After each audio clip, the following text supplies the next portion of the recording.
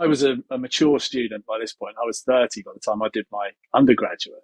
So I was very conscious of the fact that I was kind of competing with bright young things who, had all the education I had, but had 10 years, more youth on their side.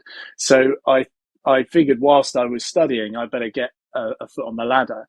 Um, and yeah, just as I happened to move to Plymouth, the National Marine Aquarium was in its infancy. And so I literally just went and banged on the window and said, what can I do? What do you want me to do? You don't have to pay me. I'll just come and work for you. And so I started off, doing some work at the time, they were collecting data on sunfish, on mola mola sightings around the UK. And I started off kind of putting this database together using my kind of banking kind of background. And then I started to kind of look at what other jobs are being done around this place. And I was really taken with the idea of there's these guys, I think at the time they called them guides, who just, stood on the shop floor, as it were, and just talked to people about marine life. And I just thought, well, that looks like a pretty cool job. I can talk.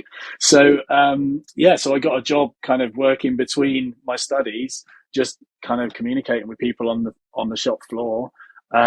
And that just kind of really led me into this whole idea of communicating about marine life. It just kind of really grabbed me that whilst the academia was fascinating and I was learning a great deal, actually so many people were kind of, just needed that kind of spark to take them from ignorance in the correct sense of the word into kind of being engaged with marine life. So that's kind of started my love of both marine life and talking about marine life.